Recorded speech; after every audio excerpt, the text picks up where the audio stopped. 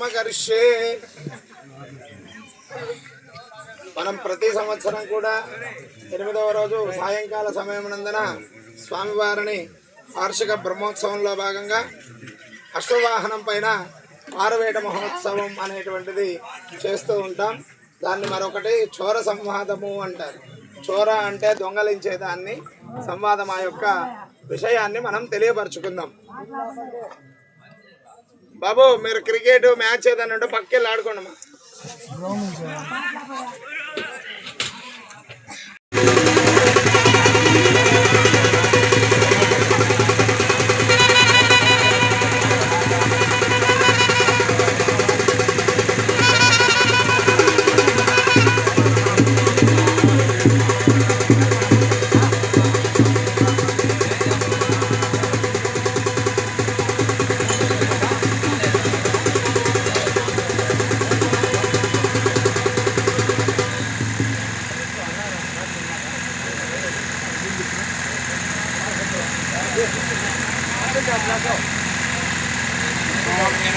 पवित्रेण आत्मानं मनोदयतः तेन सहस्रधारेण भवमानप्रतिपदां राजानित्यं पवित्रं ध्यामगुण्यरण्मयं तेन ब्रह्मविनामयं भूतं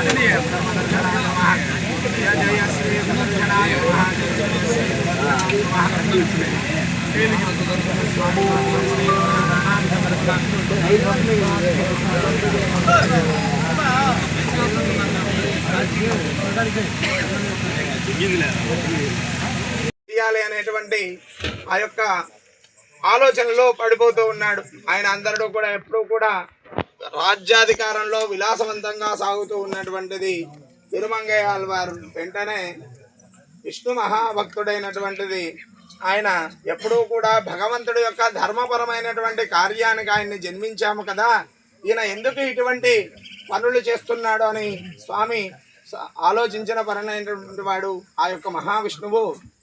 వెంటనే ఒక కశ్యప ప్రజాపతి ఒక దేవతా కన్యకు ఒక శాపం ఇస్తాడు. అమ్మా నువ్వు వెళ్ళిపో అని చెప్పి ఆ శాపం ఇవ్వగానే ఆ యొక్క కశ్యప ప్రజాపతిని ప్రార్థన చేస్తుందట. అమ్మా స్వామి నేను ఏ తప్పు చేశాను ఎందుకు అని చెప్పాడగా, ఇది దైవాంశ సంభూతలే ఉన్నావమ్మా, నువ్వు వెళ్ళి భూలోకమునందున జీవనం సాగించు, ఇది కూడా ఒక ధర్మపరమైనటువంటిది కారణం చేత నీకు శాపం కలిగింది. ఆ యొక్క ధర్మపరమైనటువంటి కార్యక్రమం పూర్తవగానే శాప విముక్తురాలవుతావు అని చెప్పి ఆ యొక్క కశ్యప ప్రజాపతి ఆవిడ్ని పంపించేస్తారు. వెంటనే ఇలా మనం ఏ విధంగా అయితే సత్సంగంలో ఉన్నామో ఒక చెట్టు కింద ఆమె కూర్చొని ఉన్నది.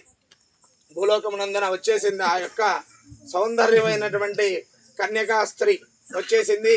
ఒక ధన్వంతరి అనేటువంటి వైద్యుడు ఆమెను చూశాడు.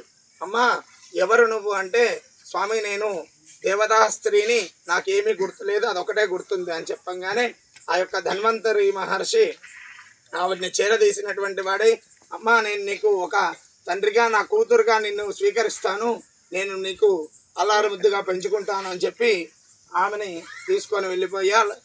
తీసుకెళ్ళిపోయారు. చాలా ఆమెను అల్లారు ముద్దుగా ఆ స్వామివారు ధన్వంతరి మహర్షి ఆమెను పెంచుతూ ఉన్నాడు. అసలు అంతమైనటువంటిది ఆ యొక్క రాజ్య పరిపాలనలో ఆమెకు మించినటువంటిది స్త్రీ ఎవరూ కూడా లేరట. ఆమె యొక్క సౌందర్యానికి వెంటనే ఆ యొక్క పరకాలుడికి విషయం తెలియపరిచేశారు.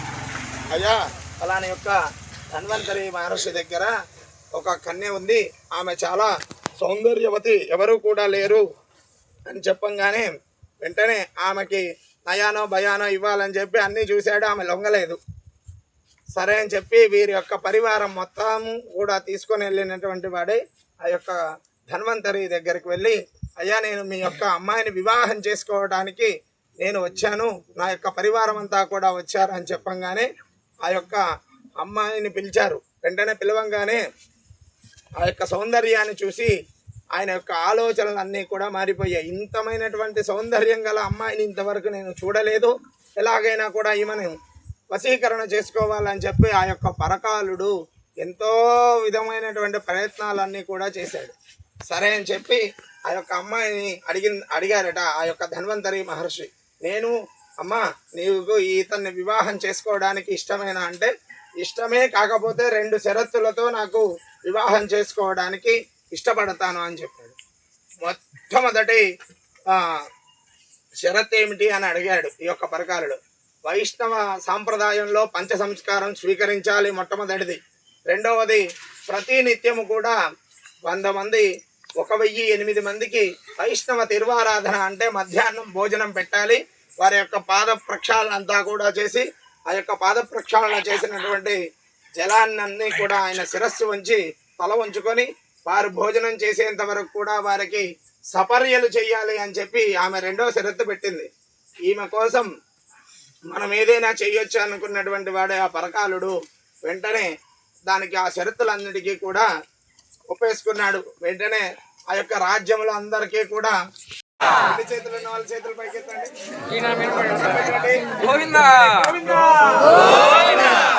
చేతులు లేవా? పైకి చెప్పాలా?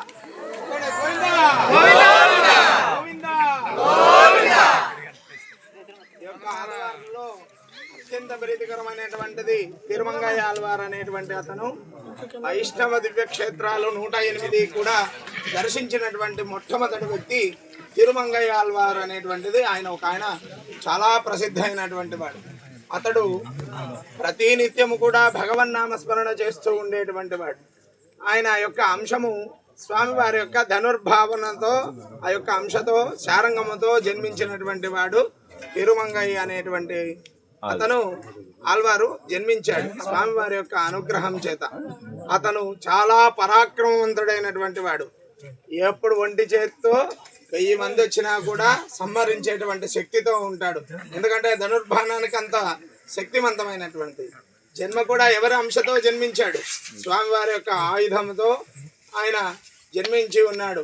ఆయన ఎక్కడైతే యుద్ధం చేస్తాడో అక్కడ అందరికీ కూడా యముడి వలె కనిపిస్తూ ఉంటాడు ఆ యొక్క తిరుమంగయ్య ఆళ్వారు.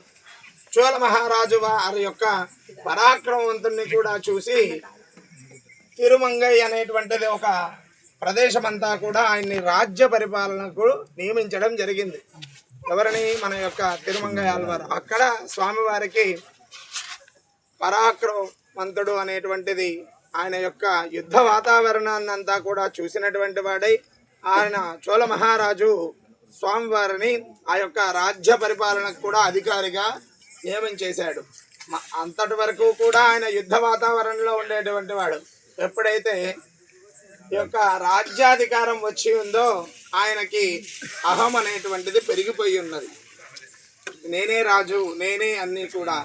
ఎప్పుడైతే రాజ్యాధికారం వచ్చిందో ఆయన మందుకి మగువకు బానిస అయిపోయి బతుకుతూ ఉన్నాడు. ఎప్పుడు కూడా ఆయన యొక్క విలాసం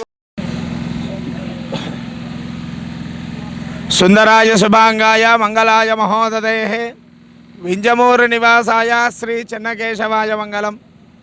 ఓం నమో భగవతే చెన్నకేశవాయ నమః. స్వామివారి యొక్క వార్షిక బ్రహ్మోత్సవంలో భాగంగా 8వ రోజు సాయంకాల సమయమునందున స్వామివారి యొక్క అశ్వవాహనంపై పారువేట మహోత్సవాన్ని పూర్తి చేసుకొని మనం ఈ యొక్క కళ్యాణ మండపం దగ్గర వేంచేసి ఉన్నాం. స్వామివారి యొక్క చోర సంవాదం మరొకసారి తెలియపరచుకుందాం. అక్కడ విన్నటువంటి వాళ్ళు ఎవరైనా రాకపోతే ఇక్కడ మరలో ఒకసారి చెప్పడం మన యొక్క ఆనవాయితీగా వస్తూ ఉంది. మరి ఒకసారి తెలియపరచుకుందాం.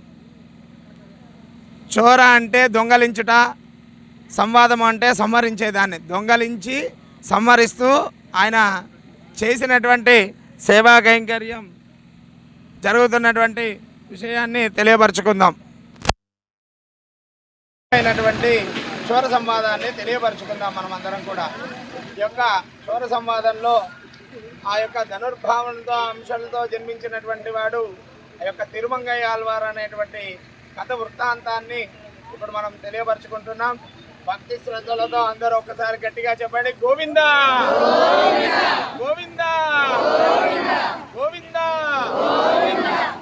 ఆ యొక్క తిరుమంగయ్య ఆళ్వార్ ఏ విధంగా జన్మించాడు, ఎందుచేత జన్మించాడు అనేటువంటి వృత్తాంతాన్ని చోర సంవాదము అనేటువంటి విధంగా ఒక కథగా ఈ యొక్క పారువేట మహోత్సవంలో తెలియపరుస్తూ ఉంటారు. ఆ యొక్క విశేషాన్ని ఇప్పుడు మనం తెలియపరచుకుంటున్నాం. ఆ యొక్క పరకాలుడు అనేటువంటి అతను ధనుర్భావంతో అంశతో జన్మించినటువంటి వాడే. అతను ఎక్కడ వెళ్ళినా కూడా ఆ యొక్క రాక్షస సంహారం, శత్రు సంహారం కూడా చేస్తూ ఉండేటువంటి వాడు. అతడుకు అపజయం అనేటువంటిది ఉండదు. ఆయన ఎప్పుడూ కూడా జయించేటువంటి వాడు.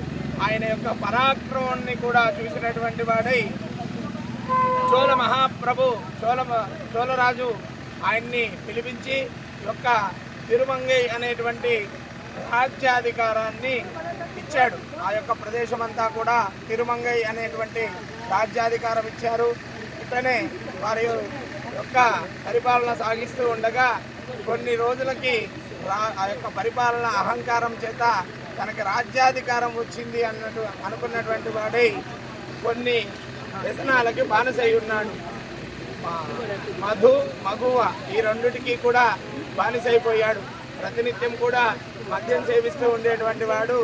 అలాగే కనిపించినటువంటి స్త్రీని కూడా తన యొక్క లోపపరుచుకుంటూ ఉండేటువంటి వాడు. ఆయన జన్మించినటువంటి వృత్తం ఏంటి?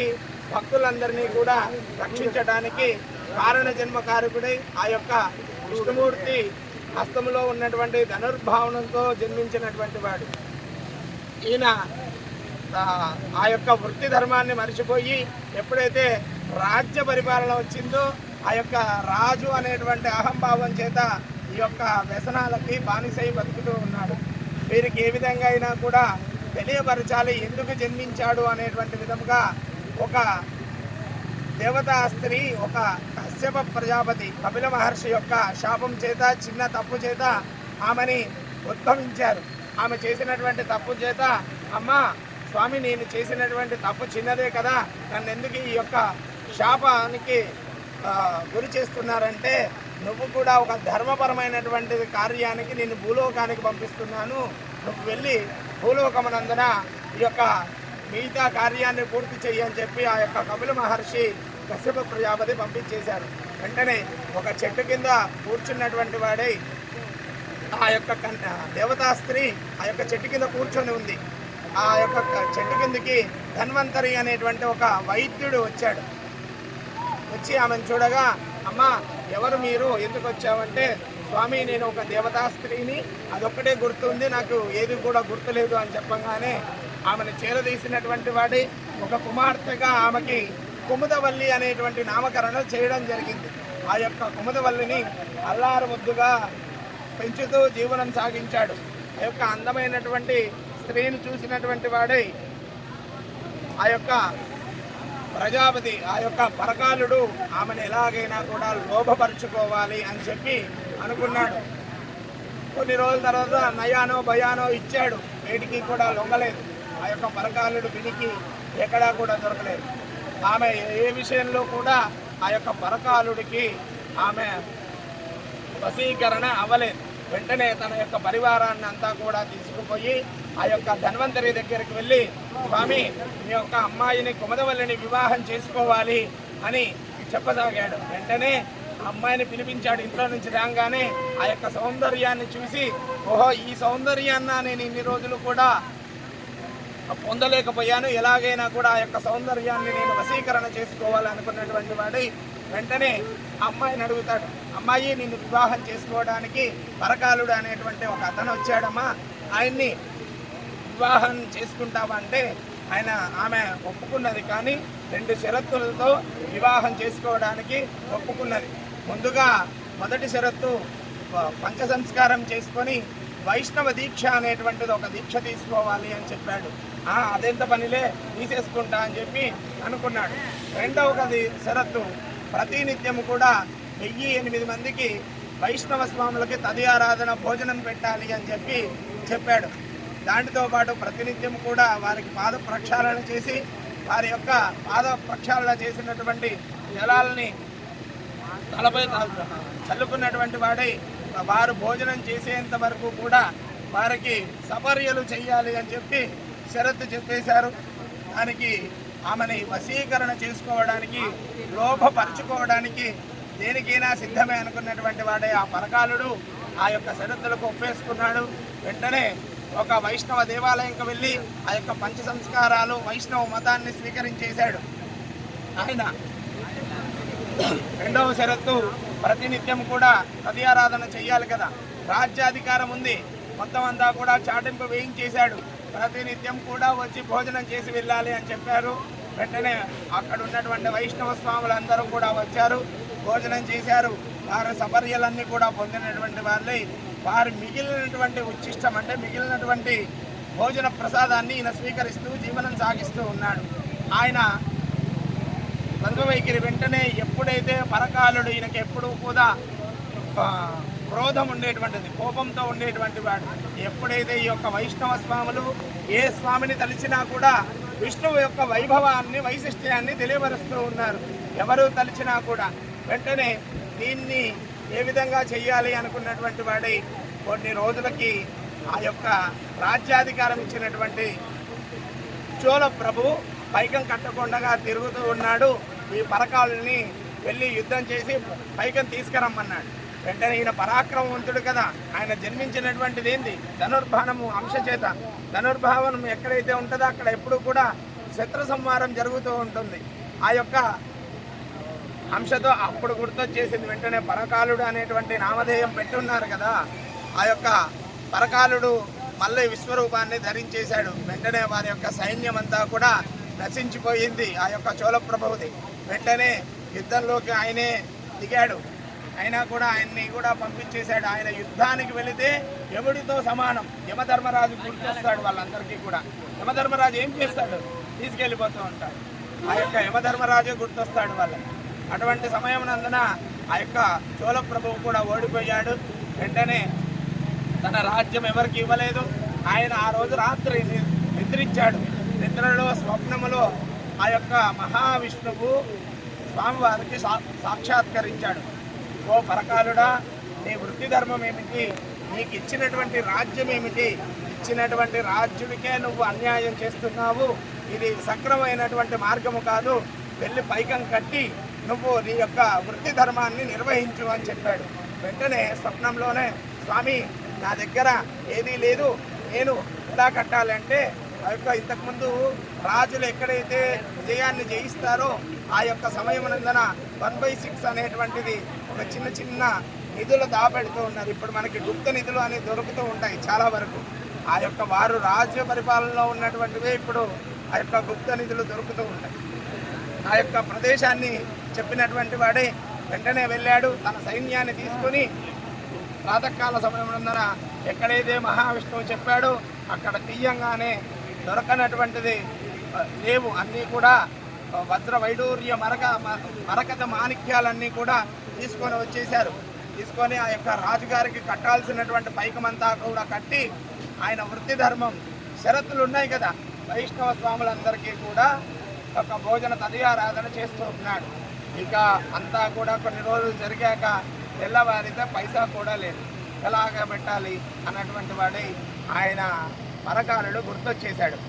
ఇక చోర దొంగలించాలి, మనం పెట్టాలి అనేటువంటిది సంకల్పించుకున్నటువంటి వాడై ఈ యొక్క మార్గ మధ్యంలో ఎవరైతే వస్తున్నారో వాళ్ళని అపహరించడం, వారి దగ్గర తస్కరించి పెడుతూ ఉన్నాడు. ఆ యొక్క తెచ్చినటువంటి ధనం కూడా జరుగుతూ ఉంది. ఆ యొక్క దారిలో అందరికీ కూడా తెలిసిపోయింది, ఇక్కడ పరకాలుడు అనేటువంటి యవధర్మరాజుతో సమానమైనటువంటి పరకాలుడు అనేటువంటి వ్యక్తి ఉన్నాడు. మనం ఆ దారిలో వెళ్తే మనల్ని దొంగలించేస్తాడు, ఇక మనం ఆ దారిలో వెళ్ళకూడదు అని చెప్పసాగాడు. వెంటనే ఇక చెట్టు ఎక్కాడు. ఎవరు రావడం లేదు, ఎటు చూసినా కూడా ఆయన గురించి తెలిసిపోయింది. ఎలాగా అనుకుంటూ ఉంటే ఒక ఇద్దరు పెళ్లి బృందం అద్భుతంగా మొత్తం అన్ని భద్ర వైడూర్యాలన్నీ కూడా తీసుకొని వస్తూ ఉన్నారు. పరకాలుడు చూశాడు అక్కడ, ఎలాగైనా కూడా వీళ్ళని దొంగతనం చేసి వారి దగ్గర ఉన్నటువంటి ధనమంతా కూడా అపహరించుకోవాలి అని చెప్పి అనుకున్నాడు. తన సైన్యాన్ని అంతా కూడా పంపించేశారు. వాళ్ళ దగ్గర ఉన్నటువంటి పెళ్లి బృందంతో ఉన్నటువంటి ధనమంతా కూడా దొంగలించేసుకున్నారు. ఒక శాల్వా, పెద్ద శాల్వా పరిచేశారు, దాంట్లో వేసేశారు. అన్నీ కూడా అన్నీ దొంగలించినటువంటిది. కానీ ఆ యొక్క పెళ్లి కొడుకు కాలికి దొరికినటువంటి ఒక బంగారు నాణ్యం రావడం లేదు, రింగు.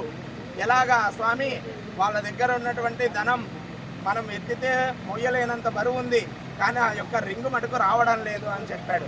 వెంటనే ఎందుకు రాదు అని చెప్పి తన యొక్క నోటితో కాలు వేలుకున్నటువంటి ఆ రింగుని కొరకంగానే వెంటనే మహావిష్ణువు ప్రత్యక్షమయ్యాడు. ఆయన, ఓ పరకాలుడా, నీకోసమే, నువ్వు ధర్మపరమైనటువంటి అంశ చేత నేను నిన్ను జన్మించాను. నువ్వు ఏ విధమైనటువంటి కార్యక్రమం చేస్తున్నావు, నిన్ను మోక్షాన్ని మార్గానికి నిన్ను తెలియపరచడానికి ఈరోజు పెళ్లి బృందంగా వచ్చినటువంటి వాళ్ళం ఎవరో కాదు, నేను మహాలక్ష్మి ఇద్దరం వచ్చాము. ఆమె నిన్ను అనుగ్రహించడానికే అన్నీ కూడా ఇచ్చేసింది. ఆమె నేను నిన్ను అనుగ్రహించడానికి ఈరోజు తీసుకొచ్చాను అని చెప్పగానే ఆ యొక్క పరకాలుడు ఆలోచించినటువంటి వాడే, ప్రభు, నేను జన్మించినటువంటిది ధర్మపరమైనటువంటి వృత్తాంతానికి నేను ఎన్నో పాపాలు చేశాను, నన్ను మోక్షించండి, నన్ను సంహరించండి అనగానే వెంటనే ఆ యొక్క మహావిష్ణువు చెప్పసాగాడు, ఆయన, నేను ఇవన్నీ కూడా నేను ఆడినటువంటి నీళ్ళలే, నీలో ఎటువంటి తప్పు లేదు. అక్కడ రెండు వైఖరిలు ఉన్నాయి. ఈయన ధర్మపరంగా వైష్ణవ తదీయారాధన చేస్తున్నాడు, మనుష్య జన్మ ఎత్తాడు కదా షరత్తుకి, కానీ రెండు కూడా ధర్మ వైరాలు ఉన్నాయి. ఆయన ధనుర్బాణ అంశతో జన్మించినటువంటి ఆ యొక్క పరకాలుడేమో శత్రు సంహారం చేస్తున్నాడు. ఇచ్చినటువంటి మాట కోసం దొంగలించి ఇక్కడ తదీయారాధన చేస్తూ ఉన్నాడు. వెంటనే ఆ యొక్క కుముదవల్లికి కూడా, ఆమెను కూడా, నా యొక్క సృష్టి మాత్రమే నీకు యొక్క కుముదవల్లి అనేటువంటి అమ్మాయి స్త్రీ, అందమైనటువంటి సౌందర్యమైనటువంటి ఒక స్త్రీని ఆ యొక్క శాపము చేత నీ దగ్గరకు వచ్చింది అని చెప్పంగానే ఆమె కూడా ఆ యొక్క శాప విముక్తురాలై ఆమె కూడా ఆ యొక్క తన లోకానికి వెళ్ళిపోయింది. వెంటనే ఈ యొక్క పరకాలుని అనుగ్రహించినటువంటి వాడై, నాయన, ఈ రోజు నుంచి కూడా తిరుమంగయ్య ఆళ్వార్ అనేటువంటి నామధేయం చేస్తున్నాను. అతను ఎంతో వైష్ణవ మతాన్ని మధ్యలో స్వీకరించాడు. సూత్రుడు చాలా అత్యంత విధమైనటువంటి పరిస్థితిలో ఉండేది, కానీ భగవంతుడికి కుల మత భేదాలు లేవు. ఆయన అనుగ్రహించాడు. భక్తి ముఖ్యమైనటువంటిది.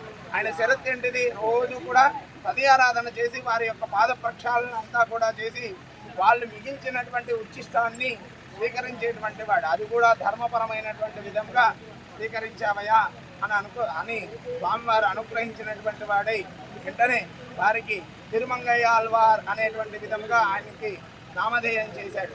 ఎక్కడైతే స్త్రీ పురుష ఆళ్వార్లుగా ఉంటారో 12 మంది ఆళ్వార్లు, ఒక తిరుమంగయ్య ఆళ్వార్ మాత్రమే స్త్రీ దేవతామూర్తితో కలిసి ఉంటాడు. అక్కడ ఆయన్ని మాత్రమే తిరుమంగయ్య ఆళ్వార్ అని నామధేయం చేయబడుతూ ఉంటుంది. వైష్ణవ దేవాలయాల్లో కూడా 12 మంది ఆళ్వార్లో 108 వైష్ణవ దివ్యక్షేత్రాలు తిరిగినటువంటి వాడు ఒక్కడు మాత్రమే తిరుమంగయ్య ఆళ్వార్. ఆయన మాత్రమే వైష్ణవ దివ్యక్షేత్రాలు ఎక్కడైతే 108 దివ్య దేశాలు ఉన్నాయో కూడా అవన్నీ దర్శించినటువంటి మొట్టమొదటి ఆళ్వారు. అలాగే మోక్ష మార్గంలో ఆయన్ని ఎంతో అద్భుతంగా ద్రావిడ ప్రబంధంలో స్వామివారికి ఎంతో కీర్తన చేస్తూ పాసురాలన్నీ కూడా విన్నవిస్తూ సేవ చేశాడు. అక్కడ ఆ యొక్క పరకాలుడు ఈ ఉత్సవాన్ని ఎక్కడైతే బ్రహ్మోత్సవాల్లో చోర సంవాదము అనేటువంటిది కార్యక్రమంలో పార్వేట మహోత్సవంలో నిర్వహిస్తారు.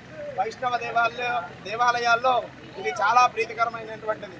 ఇప్పటికీ కూడా మనకి శ్రీరంగ క్షేత్రంలో భోజరాజన్ సన్నిధి అని ఉంటుంది. మనకి శ్రీరంగ క్షేత్రంలో 4వ ప్రాకారంలో ఉంటుంది. అక్కడ ప్రసాద వితరణ జరుగుతూ ఉంటుంది. దీన్ని దోపిడీ ఉత్సవం అని కూడా వైష్ణవ దివ్య దేశాల్లో చాలా అద్భుతంగా చేస్తూ ఉంటారు. ఆ యొక్క దోపిడీ మహోత్సవాన్ని ఇక్కడ ఎవరైతే ఆ వైష్ణవ దేవాలయాల్లో నిర్వహిస్తూ ఉంటారో వారికి అత్యంతమైనటువంటి పరమపద మహోత్సవం కలుగుతుంది అని చెప్పి ఆ రోజు ఆ శ్రీమన్నారాయణుడు అనుగ్రహించాడు. మీరందరూ కూడా ఈ యొక్క చోర సంవాదం దోపిడీ ఉత్సవాన్ని అందరూ కూడా స్వీకరించారు. దోపిడీ అంటే ఆయన చోరుడు దొంగలించాడు కదా, అదేవిధంగా ఇప్పుడు మనకి స్వామివారి యొక్క ఆభరణాలు, స్వామివారి యొక్క అర్చక స్వామిని అందరినీ కూడా దొంగలించుకొని వెళ్ళిపోయారు. పూర్వం వాళ్ళని దాచిపెట్టే వాళ్ళు ఇప్పుడు కాలానుసారంగా వారిని తీసుకొని వెళ్ళి దేవాలయంలో భద్రపరుస్తూ ఉన్నారు. ఈ యొక్క దోపిడీ మహోత్సవంలో ఎవరైతే స్వామివారిని శ్రీమన్నారాయణని ప్రార్థిస్తారో వారికి పరమపద మహోత్సవం కలుగుతుంది, అంటే వైకుంఠానికి వెళ్తారని చెప్పి మనకి ధర్మశాస్త్రం చెప్పబడుతుంది. మీకు మీ కుటుంబ సభ్యులకి ఎల్లవేళ్ళ ఆ యొక్క చెన్నకేశ్వర స్వామి వారి యొక్క అనుగ్రహం కలగాలని ప్రార్థిస్తున్నాం. గోవిందా గోవిందా.